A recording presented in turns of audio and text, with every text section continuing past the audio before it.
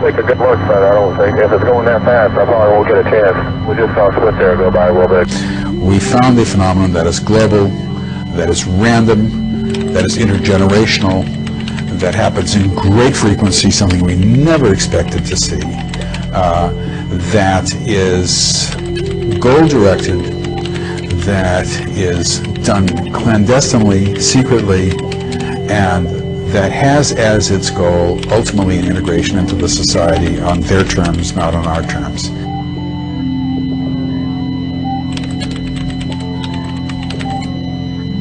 And I think that there's not a lot we can do about it, unfortunately.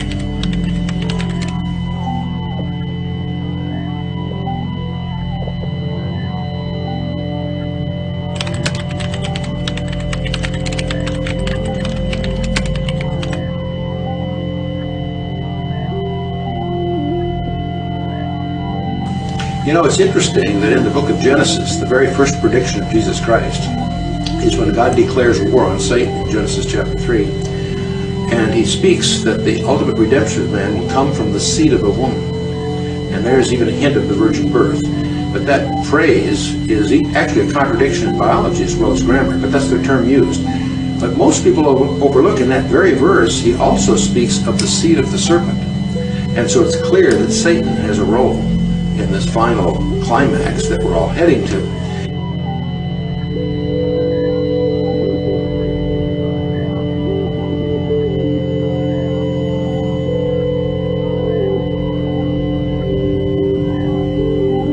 What we think is going on here, because eggs are taken and sperm is taken, that they are joined together in vitro. They are joined together outside, and at that point, either DNA is added or the fertilized egg is altered in some way.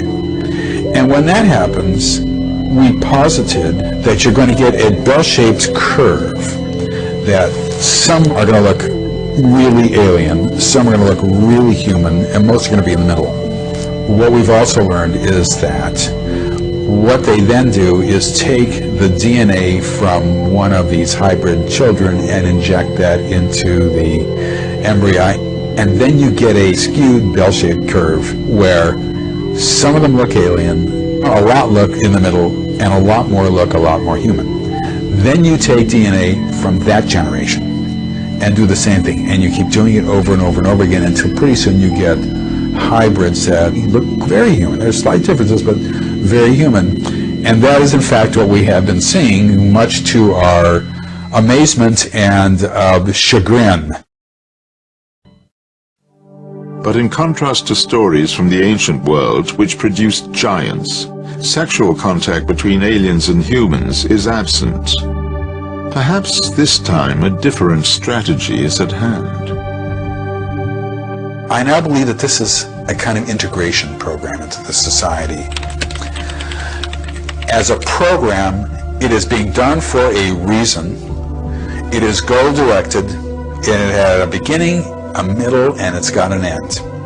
They are doing this for a reason. That's critically important to understand. Not only that, this is clandestine. It is secret, and it is secret for a reason. I've been involved with studying UFOs and abductions for over 40 years, and it was always kind of thrilling and exciting. Now it's depressing and fearful, and it's not something that I enjoy hearing. As an academic, you're required to examine that data to see whether it's true or not, and if it is true, to go where the evidence leads you, even though you might kick and scream while en route, and I have kicked and screamed en route. But as an honest academic, you're required to do that. And as a historian, you're required to do that especially. And that is where it has led me. And it has led me into areas that I don't want to go. Not only that, it's embarrassing to talk about this. I understand how completely insane it sounds. I am fully aware of my words, of what I'm saying, and the effect that this has on people. Oh, this is just nuts. And I understand that. But in order to be academically honest, I must say it nonetheless, even though it puts me in a very bad position.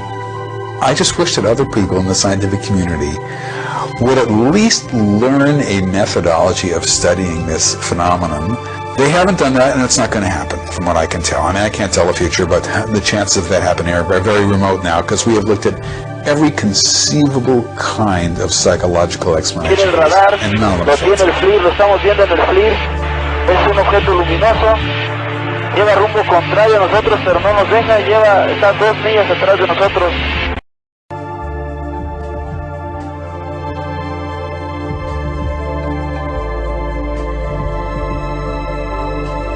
I am waiting for the coming of Christ. I believe he is coming in ships, and that he will come and collect us. For the Lord himself will descend from heaven with a shout, with the voice of the archangel, and with the trumpet of God, and the dead in Christ will rise first. Then we who are alive and remain will be caught up with them in the clouds to meet the Lord in the air, and so we shall always be with the Lord. Therefore comfort one another with these words. 1 Thessalonians 4:16 and 17. This prophesied collecting event could be understood as a mass abduction. Satan and his chosen hybrid may villainize the coming Messiah and deceive the world they rule by misrepresenting him. Concerning the world leader, Scripture states,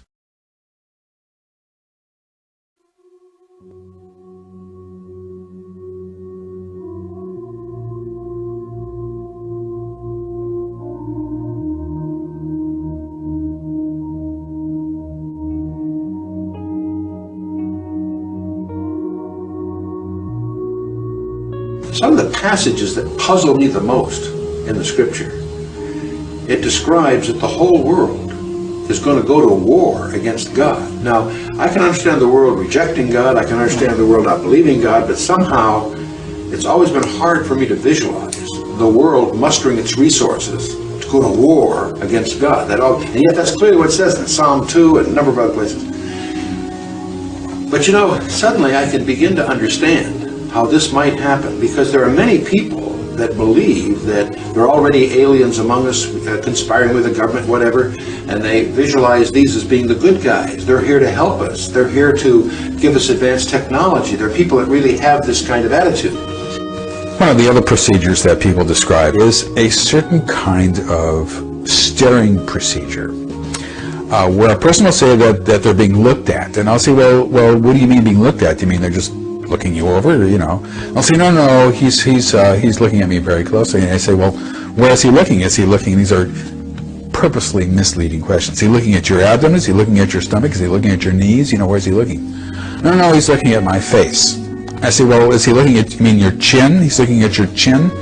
No, he's looking at my eyes. And I'll say, well, how far away is he from you? Oh, his forehead is touching mine. I'll say, well, can you close your eyes? No. Can you look away? No. And they're being stared at a distance of maybe an inch, 2 inches, sometimes forehead touching forehead. What this is some sort of neural engagement.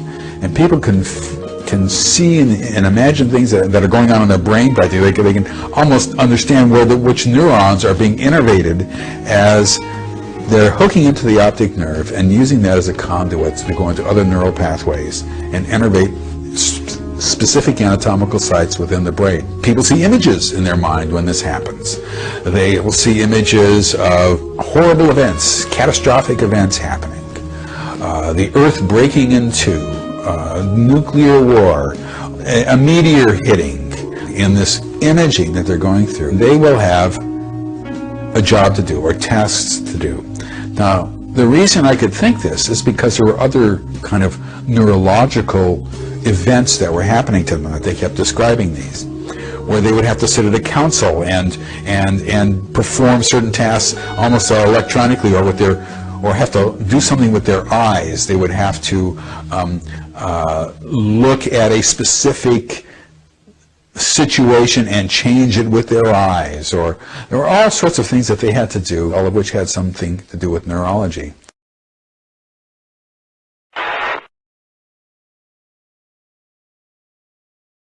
I can begin to see a scenario which we sometimes call good cop, bad cop kind of thing, where Satan's emissaries pose to be our friends to help prepare us for the bad guys who are coming. And I can visualize the whole world being deceived and taking up arms against God, thinking that they're being led by their friends who are actually Satan's emissaries.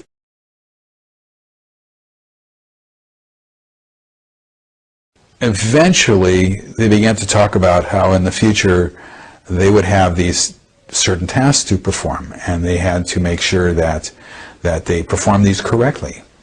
And we began to realize that from the time they were children all the way up through adults, they were being trained over and over again to obey eventually the signal when it was given for them to do certain tasks that they had to perform in the future. There are passages in the book of Revelation which describe spirits like frogs that lead the whole world to the battle of God Almighty. And I suddenly can, in my imagination at least, visualize a scenario where these beings, if they become prevalent enough and powerful enough and accepted enough by the culture,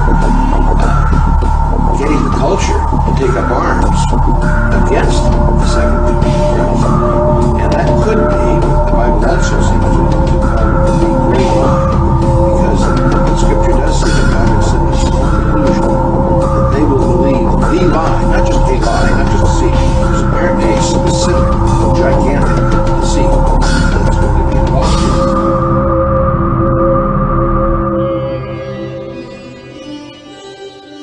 The big lie, I think, that's coming is that Satan has got to fool the world. He's got to lie to the world, got to make them believe that the one who is coming, Christ, the Son of God, is some sort of alien invader who is coming to take over the world.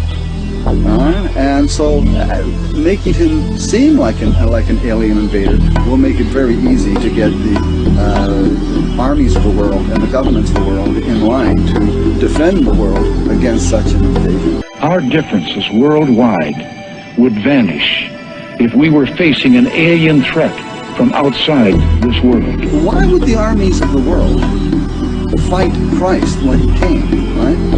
Well, they had to be, number one, fighting for Satan against Christ. So Satan has got to fool the world, he's got to lie to the world, got to make them believe that the one who is coming, Christ, the Son of God, is some sort of alien invader who is coming to take over the world. And so making him seem like an alien invader will make it very easy to get armies of the world and the governments of the world in line to defend the world against such an invasion. So this is one possibility, I think, that is coming. Clear, 7, go ahead. Approaching with 10 o'clock high. This is Houston, say again, 7. So we have approaching at 10 o'clock high. This is the Valley of Megiddo, north of Jerusalem, where good is to triumph over evil in the final battle of this cosmic war. The prophesied kingdom of the Messiah will then be established. Every culture sees the same phenomenon through the filter of its own paradigm.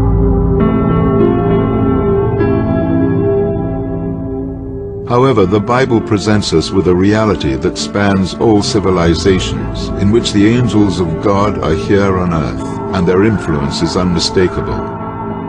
The UFO phenomenon is evidence of their presence. Throughout the ages, Satan has worn the cloak of many disguises, and has brought entire civilizations under his worldview, reinventing himself each time, always as a higher entity, a god. Today, he has turned himself into a myth, fictionalized history, and has been rewriting it for us. Scripture cuts through his disguises and reveals their evil strategy. Will you recognize the truth? Will the world, at Satan's command, take up arms against God as prophesied? At this turning point in our history, as the fallen angels present themselves as the saviors of mankind, will you be seduced?